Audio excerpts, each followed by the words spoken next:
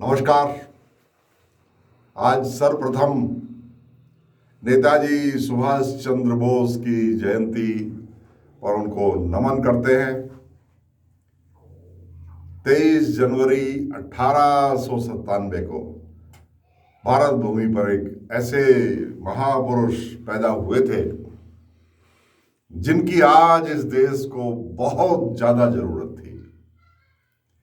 अगर मुझसे साक्षात ईश्वर आकर के पूछे कि इतिहास का वो एक ऐसा क्षण जिसे आप बदलना चाहें, तो कौन से क्षण को बदलना चाहोगे? तो मैं जवाब दूंगा, वो क्षण जिस वक्त नेताजी सुभाष चंद्र बोस अचानक हमारे बीच में से रहस्यमयी परिस्थितियों में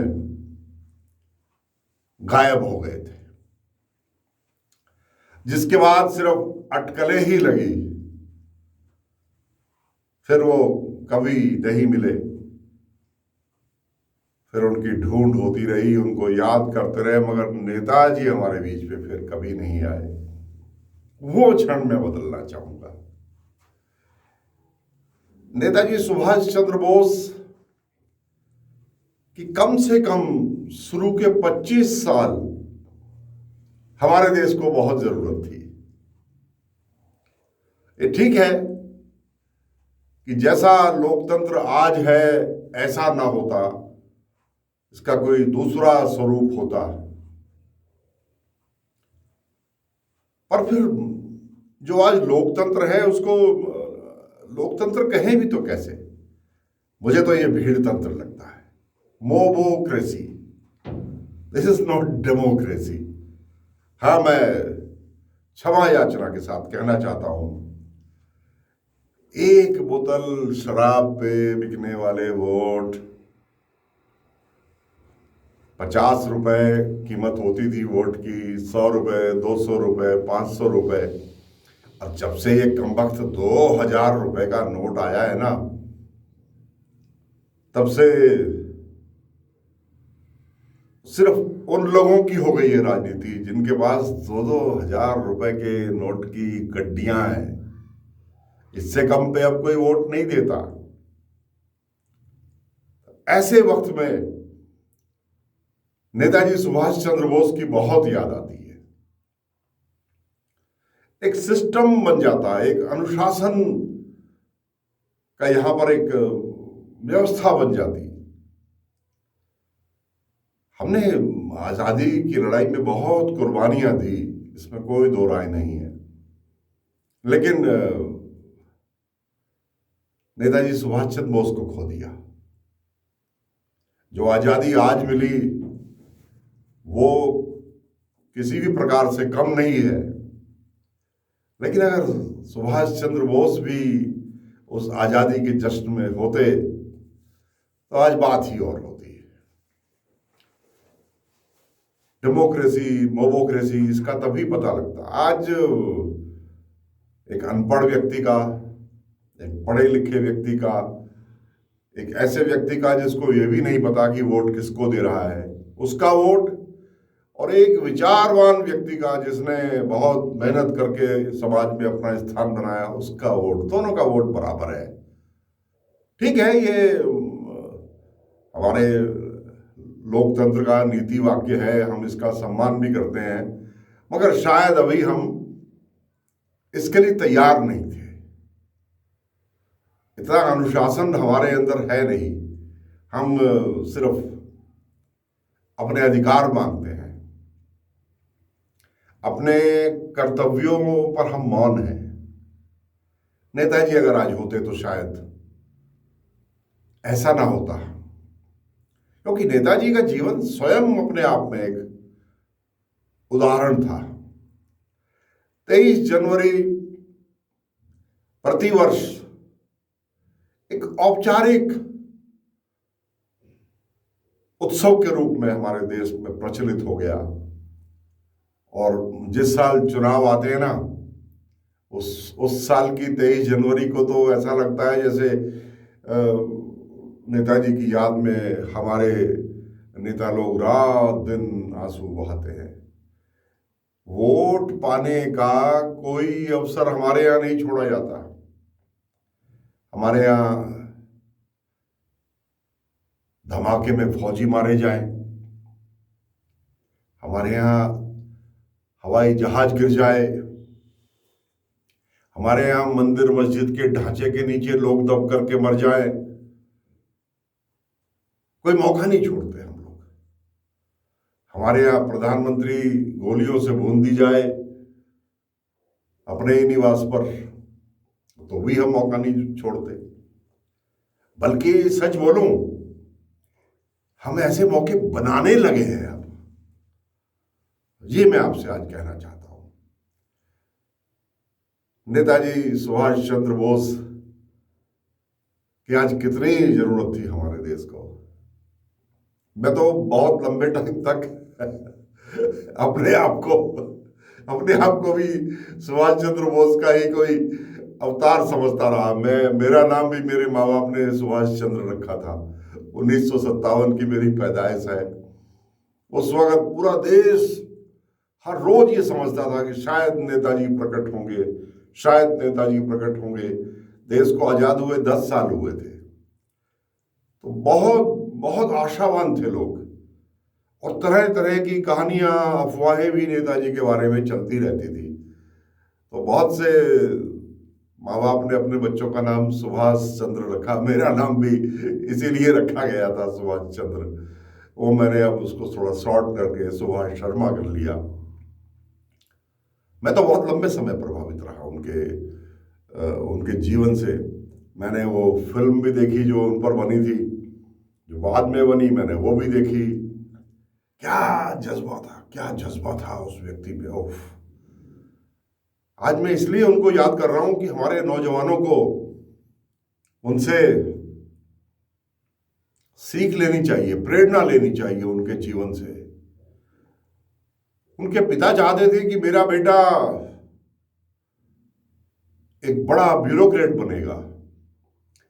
ब्रिटिश राज में ब्यूरोक्रेट बनना,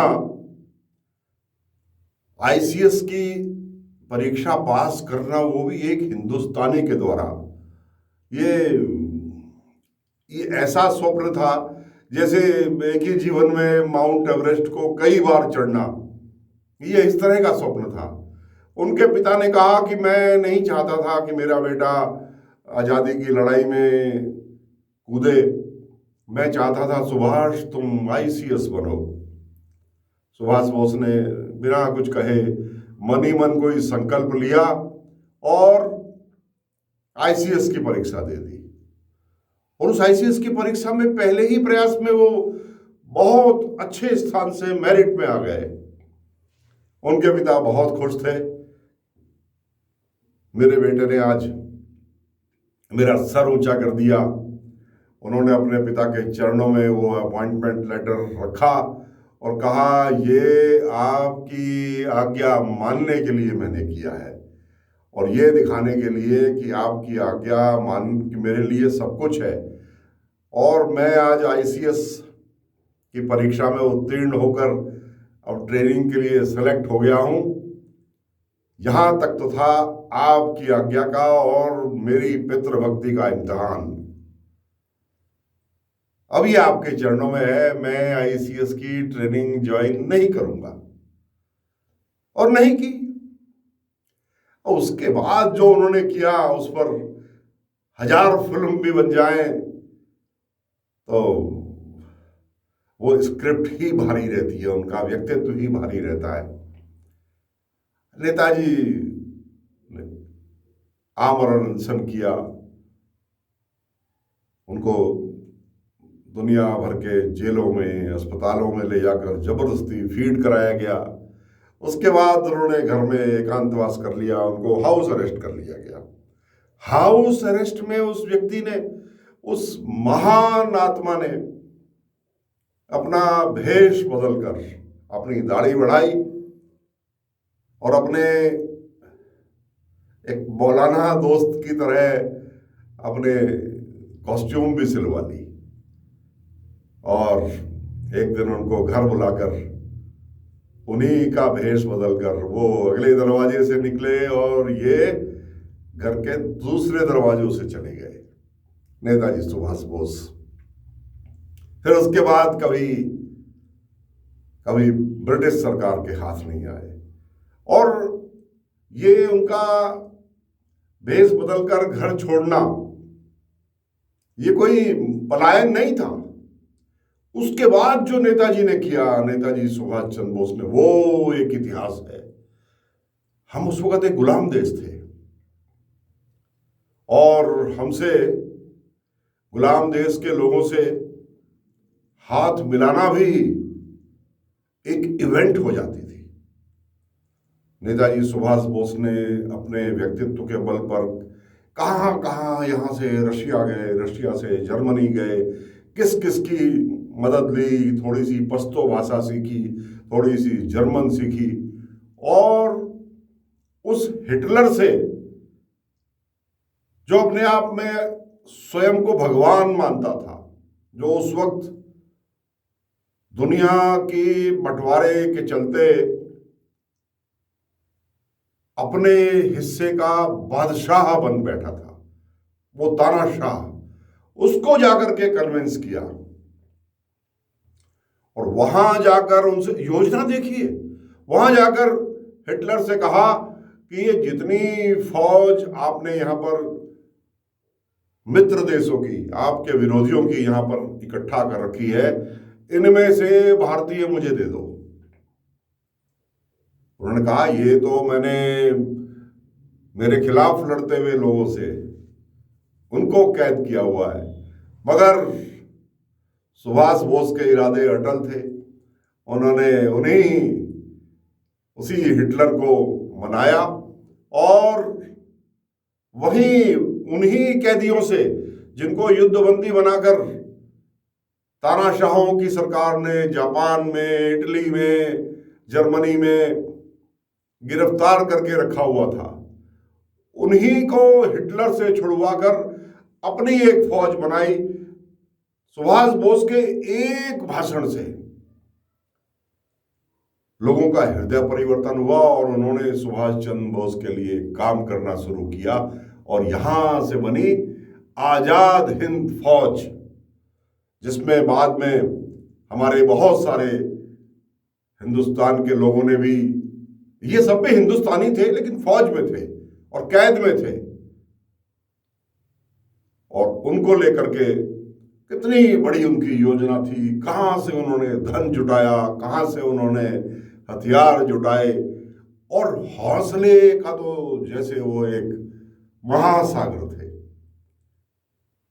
और जिस अनुशासन के साथ एक पैरेलल आर्मी खड़ी कर दी, आजाद हिंद फौज, कुछ प्राकृतिक घटनाएं ऐसी हो गई एक दो, वरना सुभाष बोस हिंदुस्तान की तरफ चल चुके थे। पनडुब्बियों में 10-10, 12-12 दिन, इससे भी ज्यादा सफर करना, बिना सूरज देखे, बिना हवा पानी लिए, ये कोई छोटा मोटा संकल्प नहीं था। असंभव काम उन्होंने किए। जर्मनी से सागर में घुसे, जापान में निकले, ये तो अकल्पनीय है, अकल्पनीय। इस संकल्प का व्यक्ति आज हमारे बीच नहीं है, लेकिन उनकी बहुत याद आती है। आज जब ये देश भाई भाई में बंट गया, संप्रदायों में बंट गया, राजनीतिक पार्टियां एक दूसरे के खून की दुश्मन हो चुकी हैं, उस वक्त अपने सुभाष बोस की बहुत याद आती है, बहुत याद आती है। सुभाष चंद्र बोस जी, नेताजी, आपको कितने सैल्यूट करें। हमारा कद नहीं है, शायद हम हिंदुस्तानी आपके योग्य ही नहीं थे। आज ऐसा लगता है। आपका वो नारा एक बार फिर से दोहराते हुए मैं आपको कोटि कोटि नमन करता हूं। तुम मुझे खून दो, मैं तुम्हें आजादी दूंगा। हिम्मत चाहिए किसी का खून मांगने की, किसी का खून मांगने के लिए हिम्मत चाहिए। हिम्मत अंदर से इतना पवित्र मन चाहिए। मैंने इतिहास में अगर खून मांगते हुए देखा है तो एक देखा है गुरु गोविंद सिंह को। गुरु गोविंद सिंह ने भी ऐसे ही 5 बहादुर लोग मांगे थे अपनी समाज में से, जिन्होंने कहा था कि अगर धर्म की रक्षा के लिए लड़ने के लिए मुझे 5 लोग चाहिए जो अपनी गर्दन कटाने के लिए तैयार हों, तो आगे आए। और एक एक करके 5 लोग सामने आते रहे। एक टेंट के पीछे गर्दन कटने की आवाज आती थी और नालियों में खून बहता था, और वहां